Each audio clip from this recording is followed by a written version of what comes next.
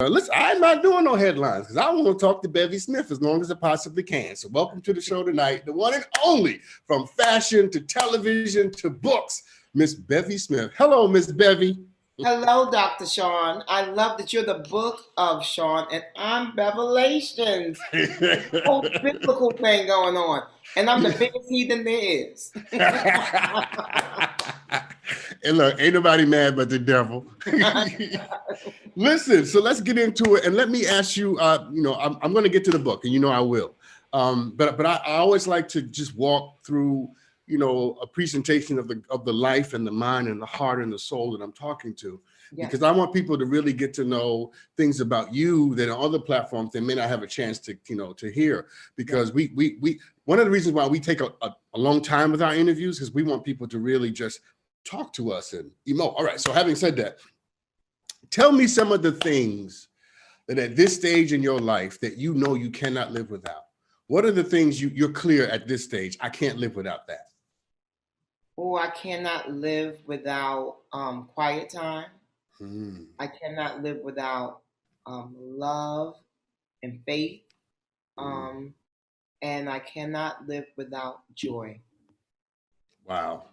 See, I'm here for all that. I'm here for all of that. Love, joy, quiet time. And I'm going to take quiet time to mean peace, right? The ability to center and to find peace. And it's so interesting because you are everybody knows you, you're in your media, you're all over the place. And I'm sure a lot of people would not expect you, to say that with all that you've done, with all that you've accomplished, with all the people that know you, that the things, your indispensable list, peace, love, joy. Yeah. What has the world missed about Bevy Smith that it should have known a long time ago? Well, I don't think that they should have known a long time ago, because I believe everything is as it should be. So now is the time for the world to unearth me. And I love being discovered, Dr. Sean. I love the fact that there's still a lot of people out there who don't know me, who don't know my journey, who don't know my skill set. And so I love that this is a slow unraveling of the book of Bevelations. I just really enjoy that. I never want to be a person that people feel like they know everything about. I'm a very private person to begin with, which is weird because I did write a memoir. But I love the idea of people discovering me on their own. I really do enjoy that. And I love the idea of you saying that everything is as it should be, right? That everything is as it should be. Everything happens when it's supposed to happen. I think there's great wisdom in that. And everybody watching ought to drink that a little more, because you have to trust the timing of your life, right? And you have to trust the stage that you're in. Yes. Yeah. No, it's rich. And you know what? One of the best things about me, Dr. Sean, is that I really do believe that patience is a virtue. So I'm incredibly patient when it comes to, my life, and I'm just waiting for it all to unfurl, and I take pleasure in that. That's rich. In it being languid versus a very fast-paced moment. No, that's. I'm sorry to cut you off. I just wanted to celebrate that because I think that's good for me, because see, you and I are from New York. We're New Yorkers, right? And I'm going to ask you about that in a second. Which means I'm very impatient. I want it 3 weeks ago. Don't bring me the labor. Bring me the baby wrapped in a blanket with a little hat on. Right. So to hear you remind me that patience is something that we should strive after, and it's something that we should drink. Tell me this though, Bevy, what are you most proud of? As you look across the length and breadth of your life, what are some of the things that you're absolutely still and most proud of? Well, I mean, if we're talking about from a philosophical or cerebral space, I really am very proud that I have improved myself as a person. I write in my book that at one point in my life, I looked at myself and I thought I was a 5.5 as far as a human goes. I'm not talking about looks. I'm talking about the spirit of the human. What was wrong with you back then? Oh, I was caught up. I was very much caught up in the very fast-paced, fabulous world that I was working in. I was a fashion advertising director, first at Vibe magazine and then at Rolling Stone magazine. And it was a very heady lifestyle. And it was a very enviable lifestyle. But it was definitely one that didn't leave a lot of room for kind of empathy or even time to nurture relationships of any sort in any real way. And it was all in service to the check. And Mm. when I realized that, and I looked at myself, and I was like, I think I'm a 5.5. And I said, but I wrote in my journal, I said, but I think I can become a 7. And Dr. Sean, I have to tell you, I think I'm an 8.5 at this point. What happened? Like, how, first of all, kudos. First of all, stop me. Let me stop for a second. Let me stop you for a second, and let me celebrate the fact that you took a look at yourself in a full-length mirror, and you examined the truth of what you saw, and you were strong enough to see it, to name it, and then you had the courage to do something about it, which is more than most people will ever do. Most people can't get through the first step, let alone the second. So we need to stop and celebrate that. But you've got to tell me, Bevy, you've got to tell me, what did you do to raise your level up to where it is right now? Well, I started showing up and being present. That's one of the most important things you can do in life, right? And you can't rush through life and you can't like kind of ask people how they are and not really care. Um, Mm. and you know what I mean? And I think this pandemic has taught us all that that's something that we all need to be doing. We need to be tapping into that. We need to say, how are you? And actually look at people and really wait for the answer versus just rushing through whatever it is that we were trying to get to next. And so I did stop down and I started to do the introspective work on myself. It was therapy. It was several books, including the Four Agreements, that really helped me get to become a better person. And I also stopped relying on certain crutches that I was relying on. I was a shopaholic. I also enjoyed the company of various men. And these were Ain't nobody mad but the devil. Keep okay. going. Okay. And so these were things that I was trying to make myself happy with. And it really didn't work. And then I realized that what was going to work is that if I got back to the core of who I was, and that person is little brown Bevy, the person that I left behind when I was 12 years old, and I decided I wanted to be a cool kid. I had to go back and I had to unearth her and bring her to the forefront. And now here she is. She shows up everywhere. And I absolutely love her, by the way. You remind me of all of the women in my life that I absolutely enjoyed being around, talking to, and just watching them do their thing. That strong, but vulnerable, sensitive, but wise sort of feminine energy and spirit. You have that in spades, and I love it. I love it. I love it. So that now it's working. That means because you saw it, you see me. That is so. Thank you for blessing me with that because you just never know if people are really getting it. And I know there are lots of folks that get it, but we're just meeting here and it's through Zoom, and so I love that you're actually getting that energy from me. Oh, absolutely. I'm dialed in. Let me tell you, I'm dialed in. This house could burn down. I'm gonna sit right here and talk to you. So let me, you're fascinating with you're in touch with your own journey. Did you have a defining moment? Did you have a defining moment that sort of woke you up to this? Yeah, I did. I was working at Vibe magazine at the time. I was 33 years old. I had just gotten off my first class flight from JFK to Milan. My driver Giovanni had picked me up from the Milan airport and driven me to my usual hotel where I have a huge corner suite. And when I walk into the suite, it's covered with gifts from Gucci and Prada and Armani and all the big Italian fabulous brands because I'm there for Fashion Week. And then I collapse on the bed, and it's a bed like made up of about $1,500 worth of sheets. And I collapse on the bed and I start crying, and I'm like, this cannot be my life. This cannot be my life. Now, what made that very interesting, Dr. Sean, is that that's a life that most people, and especially most people from our background, we're both from Harlem, where the median household income at this point is still under $40,000. And so to have had that kind of success and to have enjoyed that kind of luxury and still find it to be a very hollow space to live in was a devastating thing to wake up to or to come to grips with.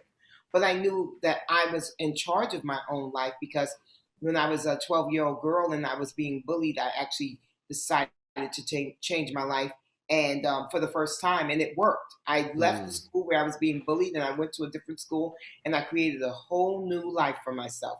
So I knew I could change my life again. And so that's mm, what I did. I started that trek. But it was not easy, Dr. Sean. That was at the age of 33. I did not quit my job until I was 38 years old. And I think that's something that I always want to stress, because I think oftentimes there's these like fabulous stories of people changing their lives, and they're like, I'm not going to take it anymore. I'm just going to leave this job. And they like leave in a week. Well, no. I mean, I guess maybe if you're rich, you can do that, but I certainly wasn't in a position to do that. Also, I wasn't willing to do that. I wasn't willing to turn my life upside down. And so mm. it took me a little while to get to that space. And when I got there, it was a really amazing destination. Oh, that first of all, that's such a rich story. Because as you suggested, it shows the contradistinction between what people want. I'm saying that what people need and what they think they want, right? Because Yes. most people don't know what they want, Bevy. They just know what they never had. Um, Yeah. yeah, yeah. And so here you are surrounded by all the things people think they want, and you realize that none of it was feeding you, none of it was making you better. And then Yeah. you went on your journey and your process, which took a few years for you to get Yes. to the place where you were fully liberated to walk away. Tell me, and I got to take a break after this, but tell me about the moment when you walked in and said, I'm done. I'm pivoting in another direction. I was 38 years old and I was working at Rolling Stone magazine. I was the only black person there in management, and I was making over $250,000 a year, and this was in 2005, and I decided to quit. Wow. Wow. How did you feel?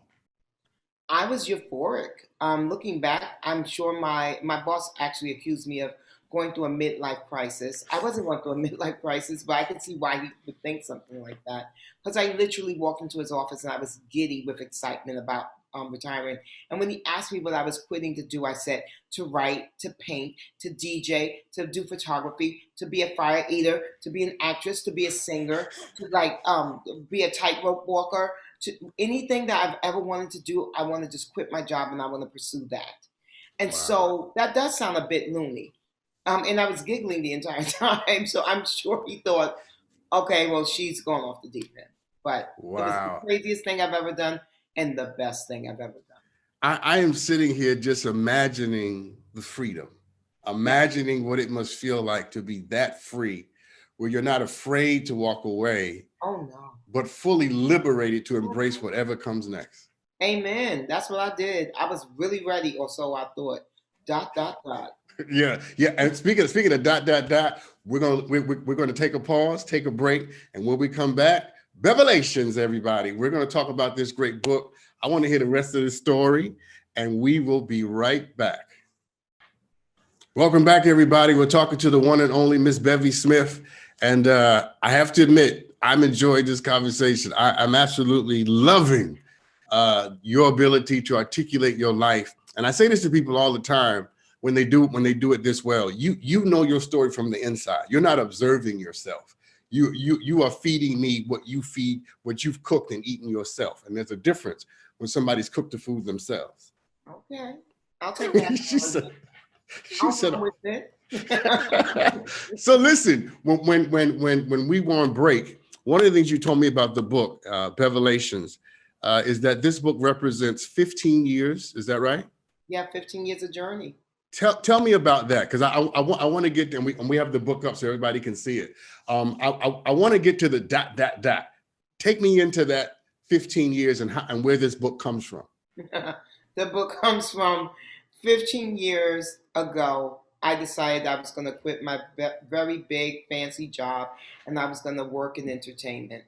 And here I am, a 38-year-old black woman who is dark skinned, short hair, curvy, and a business that is youth oriented, very white, and very thin. And Mm, but I knew that TV, that media needed me. I just did. I knew that there was no one like me on TV. I knew that my experiences and my skill set were very unique. And I knew enough to know that, when you have something unique, a unique value proposition, as we would call it in marketing, that's something that you can really sell, and that's something that you can really make a mint off of it. And although I wasn't just doing it for the money, I will be very clear. I went broke in the middle of that journey, but I always knew I would make money again. That's why I was okay with it. I was like, trouble don't last always, and I'm gonna make these coins again. So it's okay that I gotta go to housing court. It's okay that I gotta eat salmon croquettes because I knew that that was just really something for the book. I literally looked at the struggle moments in my life as, oh my gosh, it's gonna be so good for the book. But you know what I'm sensing? I'm also hearing from you, and I love this, by the way. I was just talking to somebody about this. Whether you know it or not, whether you are conscious of it or not, one of the things that I'm getting from you is you have a sense of destiny. You have a sense of your destiny, and you trust your destiny so much that even if you lose everything, you know that all you need is a place to stand and a camera to point at you, and you'll be all right. Yes.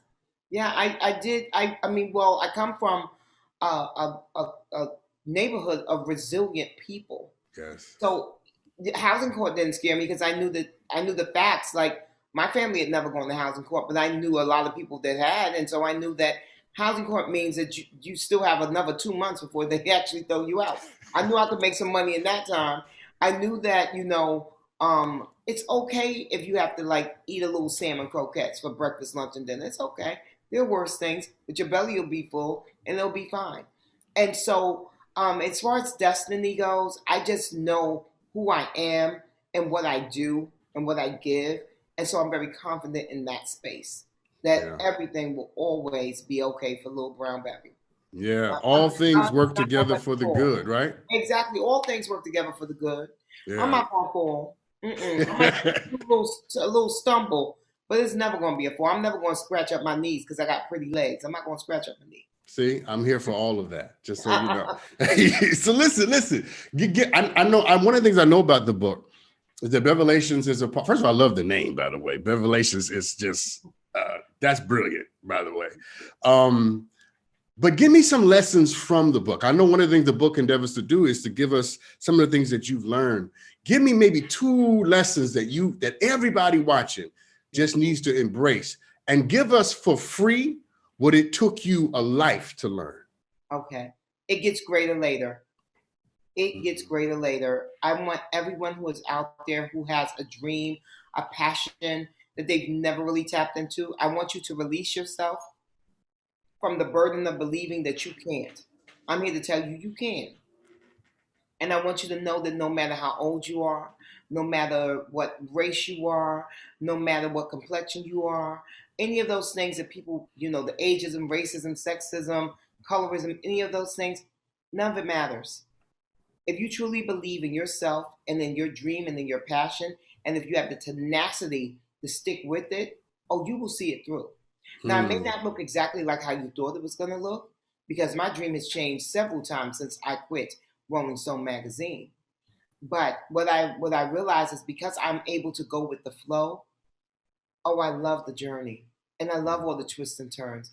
And I love all the things that come up as a complete surprise. Like, oh my gosh, I didn't expect that. You know what I mean?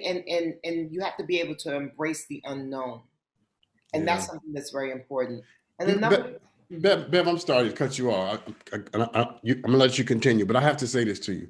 One of the things I like about you is you emote and express to me meekness, and to be meek is to have power under control, right? I already get a sense from you that you are a powerful woman, but you also are. You control your power. You are in control of who and what you are. And I just want everybody watching to just see Bevy Smith through the eyes of her meekness, that this woman is a force of nature, but she is in control of that force. And that's part of where her success comes from. Okay, the second lesson, I cut you off. I'm sorry, I'm from New York. Second lesson is, what's your red soul? And I have a whole chapter in the book about the red soul proposition. And basically is modeled after the success of the Christian Louboutin shoe. And for your viewers that may not know that shoe, it's just a beautiful shoe that has a red soul. It's like any other beautiful shoe in the world, except it has a red sole. And because it has a red sole, it is now the #1 shoe in the world.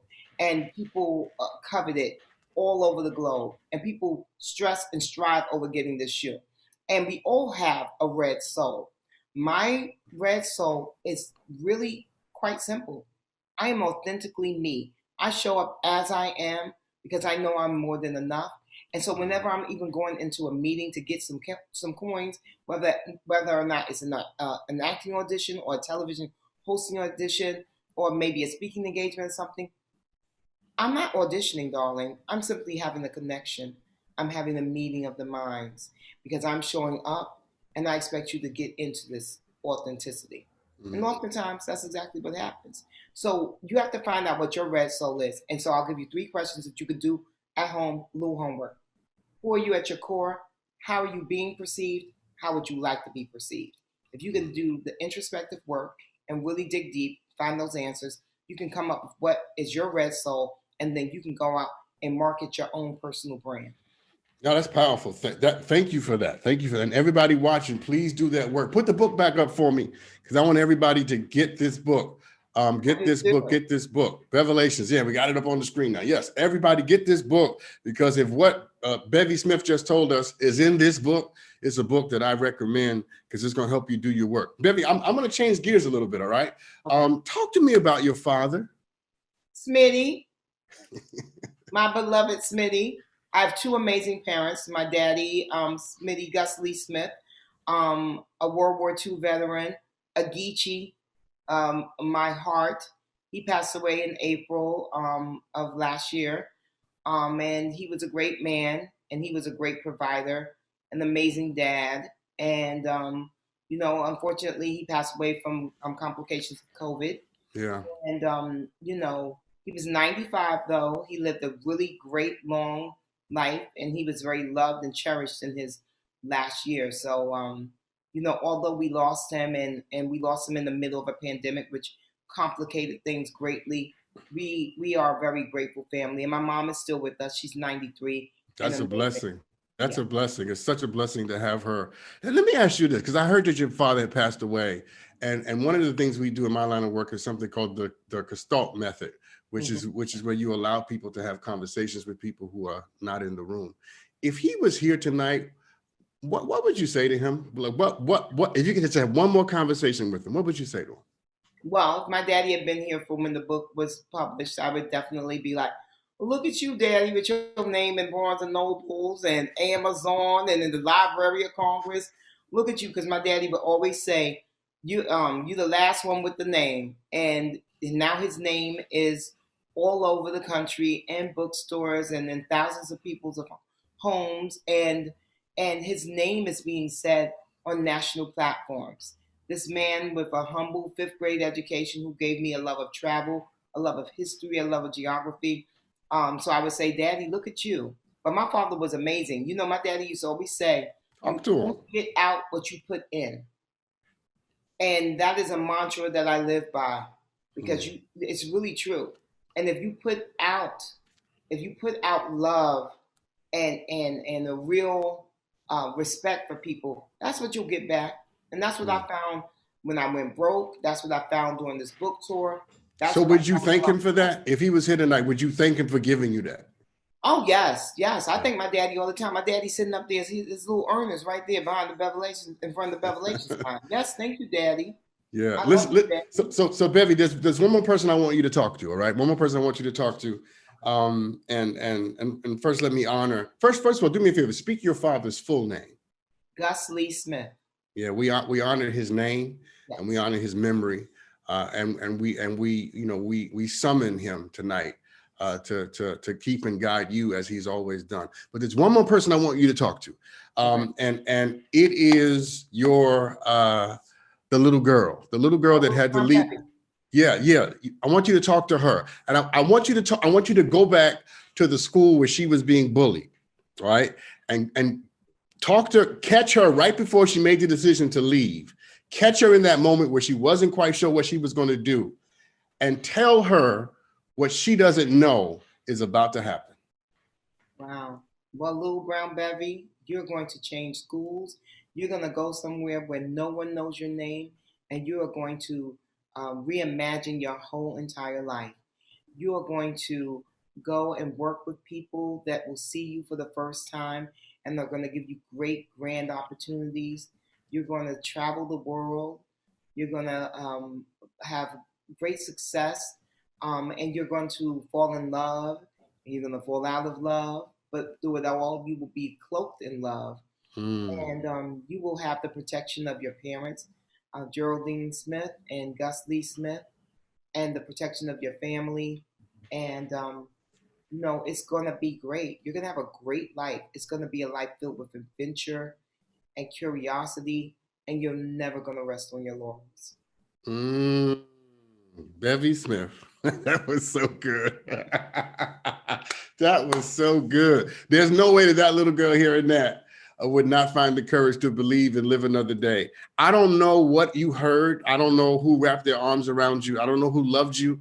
I don't know who fed you courage with your oatmeal. I don't know who gave you faith with your milk. I don't know who taught you that your brown skin and your shape and your eyes and your high cheekbones were the stuff of queens and angels. I don't know who gave you all of that, but I'm so glad that at your lowest moments, when you felt like you were falling apart, somebody told you to stick your chest back up and lift your head up, and you found the courage to keep going, because you are a gift. Your veritable presence is a gift. The way your words form around the edges of your lips are a gift.